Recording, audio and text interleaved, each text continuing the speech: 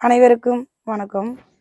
இப்போ நம்ம பாப்பா ஸ்ரீமதி விஷயத்துல பார்த்தீங்கன்னா, கூட்டணி கட்சிகள் திமுக கூட இருக்கக்கூடிய கூட்டணி கட்சிகள் எல்லாருமே குரல் குடுத்தாங்க. இப்போ சிபி எம்மா இருக்கட்டும், சிபி ஐயா இருக்கட்டும், இவங்க எல்லாருமே குரல் குடுத்தாங்க. கண்டன ஆர்ப்பாட்டம் பண்ணுனாங்க.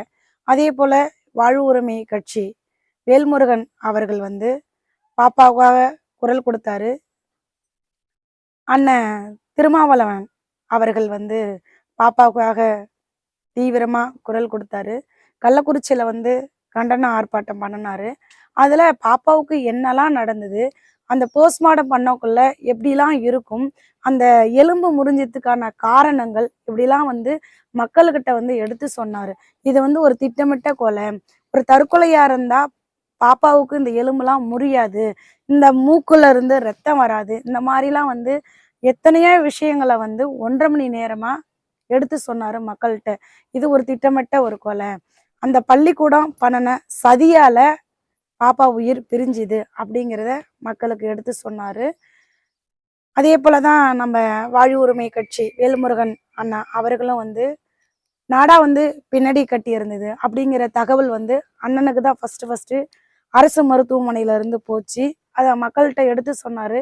ஏன்டா ஒரு பெண் குழந்தை நாடா முன்னாடி கட்டுமா பின்னாடி கட்டுமாடா, இப்படி ஒரு தகவல் இருக்கும் போது எப்படா அந்த பொண்ணை நீங்க கொலை பண்ணாம எப்படா அந்த பொண்ணு பின்னாடி நாடாவை கட்டிக்கிட்டு குதிக்கும், உங்களுக்கு அறிவு இருக்கா அப்படிங்கிற தகவலை எடுத்து சொன்னாரு. ஸ்ரீமதிக்காக குரல் கொடுத்தாரு. அதே போலதான் சிபிஎம் அண்ணன் பாலகிருஷ்ணன் அவர்கள் நம்ம பகுதியில இருக்கக்கூடிய வேப்பூர்லயே கண்டன ஆர்ப்பாட்டம் பண்ணினாரு. எத்தனையோ தடவை போராட்டம் பண்ணினாங்க. என் கூடயும் எத்தனையோ இடத்துக்கு வந்திருக்காங்க. இதே போல இதுக்கு முன்னாடி அந்த பள்ளியில நடந்த ஒரு கொலைக்கு இவங்க தான் குரல் கொடுத்து 5 வருஷமா போராடினாங்க.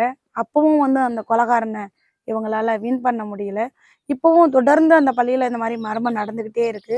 எத்தனையோ குழந்தைகளோட உயிர்களை இவனை பறிச்சுக்கிட்டே இருக்கிறானுவோ, இதை விடக்கூடாது, பிள்ளைங்களோட உயிர்களை காப்பாற்றணும் அப்படின்னு தீவிரமா அண்ணன் பாலகிருஷ்ணன் அவர்கள் குரல் கொடுத்தாரு. இது மட்டும் இல்லாம எல்லாருமே நம்ம முதலமைச்சர் அவர்கள்கிட்ட போயிட்டு, கூட்டணி கட்சியில இருக்கக்கூடிய எல்லாருமே போயிட்டு முதலமைச்சர் அவர்கள்ட்ட கொடுக்குறாங்க. அந்த கள்ளக்குறிச்சி பகுதியில இப்படி ஒரு சம்பவம் நடந்திருக்கு. இந்த சம்பவம் முதல் தடவை கிடையாது. இதே போல பல குழந்தைகளை அந்த பள்ளியில மர்மமான முறையில கொன்னு இருக்கிறாங்க.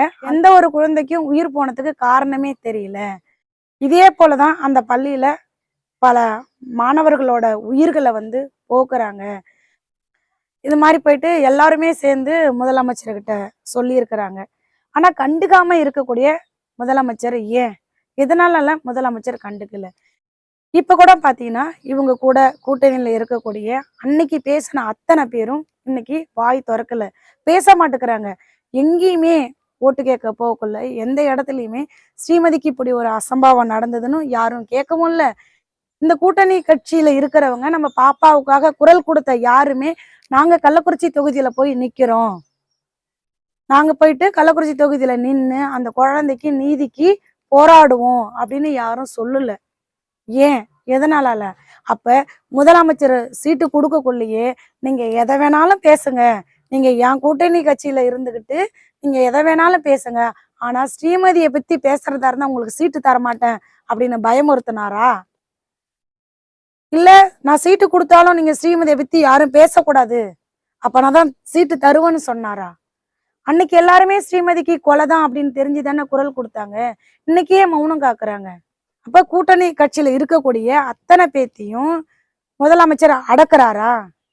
ஸ்ரீமதியை பத்தி பேசாதீங்க, அவங்க அம்மா ஏதோ கத்திட்டு கிடக்குது, அவங்க அம்மா ஏதோ போராடிட்டு கிடக்கு, உங்களுக்கு என்ன, நீங்க கண்டும் காணாம போங்க அப்படின்னு கூட்டணி கட்சியில இருக்கக்கூடிய அன்னைக்கு குரல் கொடுத்த அத்தனை பேத்தையும் அடக்குகிறாரா நம்ம தமிழக முதலமைச்சர்?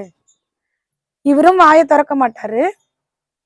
வாயை திறந்து ஸ்ரீமதிக்காக குரல் கொடுத்து ஆதரிச்சுக்கிட்டு இருக்கக்கூடிய தோழமை கட்சிகளையும் அடக்குவாரா? இதுதானா நியாயம்? இதுக்காக தான் நம்ம தமிழகத்துக்கு முதல்வர் ஆனாரா? அப்பாவி வீட்டு குழந்தைகள்லாம் உயிருக்கு எது ஆனாலும் நம்ம கண்டுக்க கூடாது, கைகட்டி வேடிக்கை தான் பார்க்கணும், கொலை பண்ணக்கூடியவன் பெரிய ஆளா இருக்கிறான், நம்ம மௌனம் தான் காக்கணும் அப்படின்னு சொல்றாரா? அதனாலதான் நாங்க போயிட்டு நேர்ல மனு கொடுக்கக்குள்ள ஏவா வேலு சொல்றாரு, அவன் வந்து பாஜக காரன், அவனை எங்களால ஒன்றும் பண்ண முடியாது அப்படின்னு சொல்லக்குள்ள முதலமைச்சர் வந்து மௌனம் காக்குறாரு. ஐயா முதல்வர் அவர்களே, இத்தனை கூட்டணி கட்சியில இருக்கக்கூடிய எல்லாருமே உங்ககிட்ட வந்து சொல்லிட்டாங்க, இந்த மாதிரி இது ஒரு திட்டமிட்ட கொலை தான், அந்த பள்ளியில பல மர்மங்கள் நடந்துகிட்டு இருக்கு, எத்தனையோ பிள்ளைகளோட உயிர்களை வந்து காவு வாங்குறாங்க,